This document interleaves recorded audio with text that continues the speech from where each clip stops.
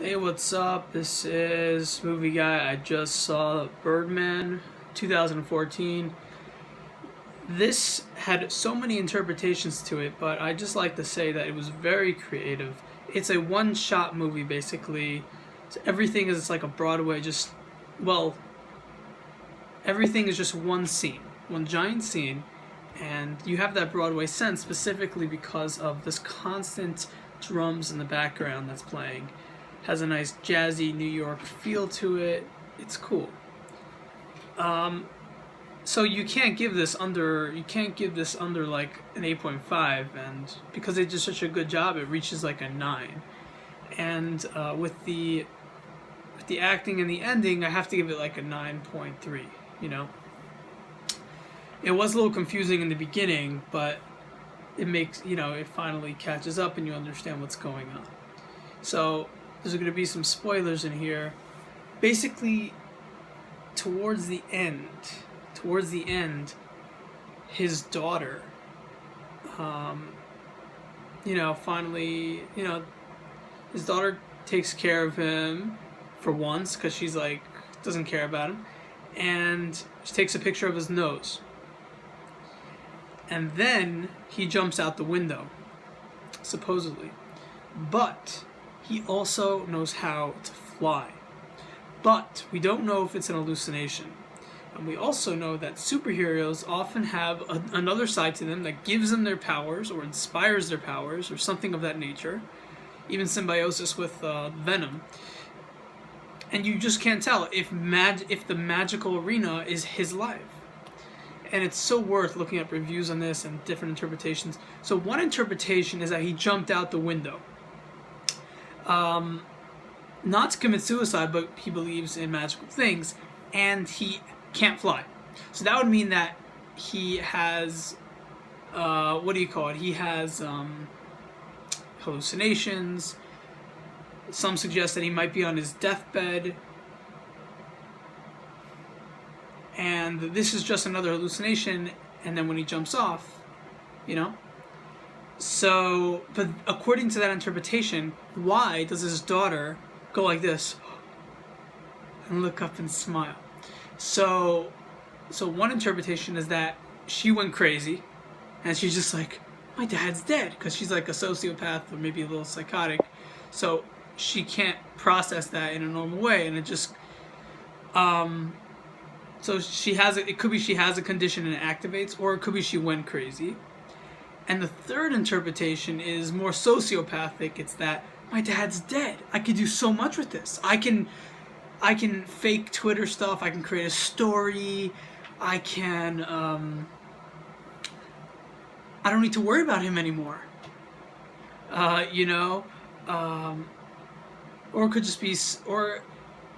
it could be denial, and that's connected to the crazy stuff we mentioned earlier. So that's assuming that he did jump out the window. But because she looks up and she's kind of normal, high evidence that she's actually looking at him, and that forces you to look at the magical side. And what this movie tries to do is it tries to balance between the magic and the realism. I think it does a great job, because what a balance of real magic and realism is when you don't notice the magic happening. It happens in a very seamless way. And when there's both interpretations that are possible. So let's get into more evidence whether that it was a hallucination. The evidence that it was a hallucination was that he was flying, and not that many people noticed him as he was flying. Why not? So another possibility is that, who's Birdman? Where do you get this nickname? He was a superhero. He was a superhero when he was younger, and he's retired now. And now he's forced into practical living. And then you can ask, why he could do so much with superpowers? Why is he forced? Why is he being practical? Why is he retired? So that may not be the best theory, but I think it's still plausible. Maybe he went out of retirement. Maybe he went into retirement because he was going crazy with the bird inside of him that was another personality. Maybe he went crazy because he went into retirement and was suppressing that superpower side to him. you know, there's a lot you can do with that, and so it's really hard to say whether it was really hallucination. But the more evidence that it was hallucination was that when he falls to the ground, someone says, "This guy's crazy," a taxi driver. "He didn't pay me," and he runs inside. But then you don't see him coming back outside and getting his money, so it looks like someone else stole his taxi cab, right? Or he just went back in, or he was referring to someone else. So you can't tell. The directing is so phenomenal in the lucidity of what you're supposed to interpret that it's almost like a dream. And some say that's a sign that it's a hallucination, because dreams are similar to hallucinations, and so he's just going through one of his psychosis stuff, and he doesn't know what reality is. But I don't lean in that direction. So it really is a 50-50 experience. It's hard to really say what the truth is. But from a simple reading, you're probably going to say it's magical, unless you started out with the opinion and thesis that he is somehow delusional, crazy, which is possible. He's talking to himself the whole time, to a guy that's in a bird outfit. So the way I interpret it was that was him. He was the Birdman when he was younger. He was a superhero, and I'm sure you can look at it and find evidence for it. And the reason why he's so calm is because he's not afraid of anything. Not that he has psychosis. Just when you have superpowers, or then you're not afraid of things. So he has another superpower that's hinted throughout. It's telepathy.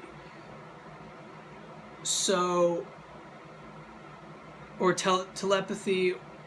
No, telekinesis. Sorry, I got them confused. Telepathy with his imaginary friend, but telekinesis. Telekinesis could be explained in that he was doing it with his hands, and he pretended that it was magical. He pretended that it was, And some suggest that, whether it's true or not, all this is symbolizing his rough balance between living the life that he wants to live, which is about fame and glory, and living the life of an actor just for the sake of enjoying acting, and just for the sake of appreciating life, appreciating what his life calling is. But the fact that this is not really his life calling, and his life calling is the Birdman, makes it seem that he doesn't really want to act. He doesn't want that as a career. He wants something higher. He wants to physically fly. He doesn't want to impress people via the means of the narrow process of getting a positive review. Excuse me, itchy nose. He wants to do it the hard way. No, he wants to do it the easy way. He wants to actually fly. Now that was fascinating.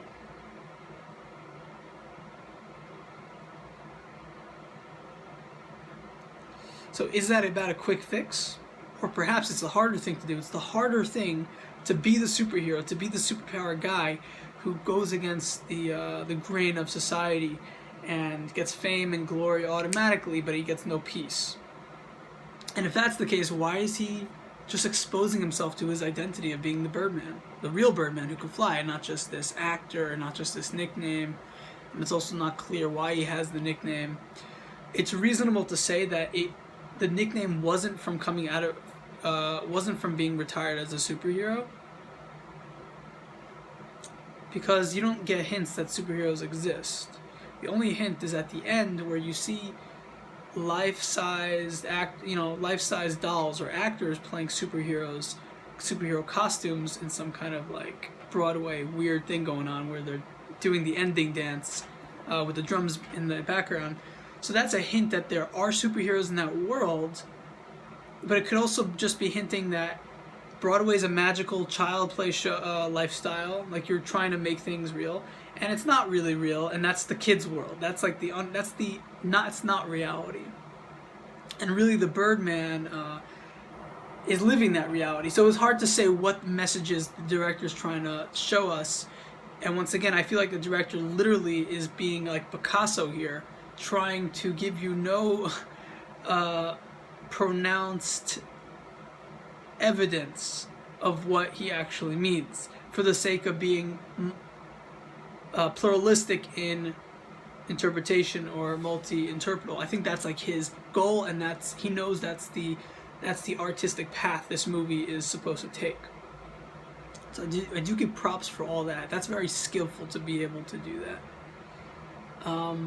What else is there to say?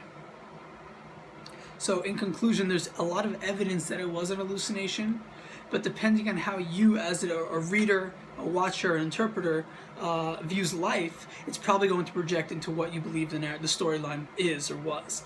And I think that it was real. I think he really does have superpowers. Was he in retirement? I think he was in retirement.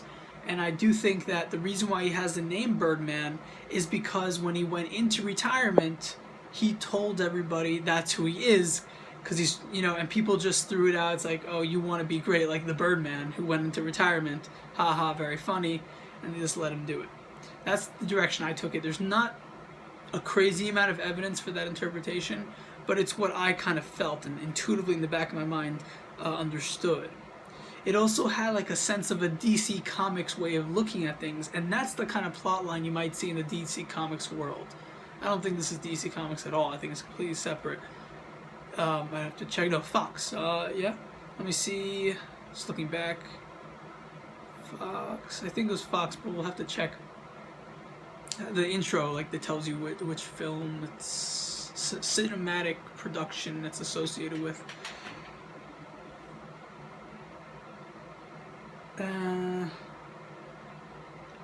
So we're gonna say it's not a hallucination, but the evidence is certainly there. If it's not an hallucination, his daughter at the end was shocked that his father actually has superpowers, that he is the actual Birdman, and all that. What's interesting is that the defining characteristic of a bird is losing their nose. It's unclear whether or not he actually intended to cut off his nose. You could say that subconsciously he wanted to cut off his nose, he wanted to shoot off his nose with a gun because he wanted to replace it with a different nose, the bird nose. And so when he cursed, at the end, he wasn't cursing out the surgeons, he was cursing out the Birdman who was sitting on the toilet right next to him, meaning the Birdman caused him to shoot himself in the nose and not the head. He wanted to shoot himself in the head, the Birdman shot himself in the nose. No, you don't want to end your life, dude. Well, you really want it to be who you are, which is me. And what's interesting about that is the Birdman seems to be his alter ego who he doesn't really want to be. And at the end, he says F you basically to the Birdman as if I'm not you, but I'm going to learn from you. I'm going to allow myself to have your powers that you're giving me, and I'm going to be my own person nonetheless. I'm going to do what you want, but not because you want it, because I want it. It was that clarification that the other side of me, I'm not doing it for him, I'm doing it for me, for what makes me feel good. So he doesn't feel like he's the one running the show anymore. I'm running the show. So that's an interesting psychological predicament or scenario to consider. That's at the root of his awakening or his decision to jump out the window. And if he is imagining things, the rationalists will just say, oh my gosh, that's just the crazy person jumping out the window with all his complex reasoning that makes no sense and overlaps with other reasonings that alternate from moment to moment, from volatile erraticism of thought, and he's just doing his crazy thing, and he needs medication, and it's unfortunate that he didn't get help because the Broadway business is all about money, and he didn't get the help he needed because of that. So that's like a very rational take on it, but I didn't go there. I didn't end up choosing that side to things. So overall, a very good movie. I was not expecting it to be that good, but the fact that you had to think about it so much after it was done, it was very poetic or artistic, and something very unusual in a film to get you thinking real philosophically about what the story is about, what you can learn from it, and what was going on in the heads of the actors during the times of the filming. And a reoccurring theme is the craziness that goes on Broadway. Are they crazy because they're so focused on money and fame? Could be a part of it. I don't know if that was the intent or that's the main thing that I derived. I think the main thing I derived is that this particular Broadway world is crazy. You know, like all have their problems, people getting pregnant, and a lot of the acting in general, you get the sense that they're acting, they're saying stupid things to each other in order to get them in the mood, and then you can't remember, and then the actors themselves can't remember that they have this subconscious weird dance of insulting each other to get them in the mood, and you just don't notice that's what's going on, and they themselves don't notice it consciously, and they forget it. Maybe they had this ritual and it just developed. But you see at times that this ritual, this, if it is a ritual, has many times led to the possibility of actors breaking apart, such as the guy from Fight Club. They almost separated, they almost got rid of him, and that was because of a conflict that seemed to have to do with this kind of ritual, where they forget it's a ritual and they think it's real and they get insulted by each other. Now, I like that. I like that ritualistic aspect. I like the creativity of it. I like the fact that people who are in the money world do kind of become crazy like this, because that becomes their whole grounding statue or compass or anchor. And it does reflect, at least back in the day, I don't know about nowadays, but definitely 20 years ago or maybe 15 years ago, that was the Broadway world for you. What time is it? Okay.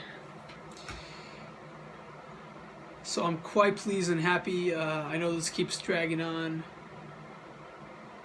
but I feel like something like this should be watched.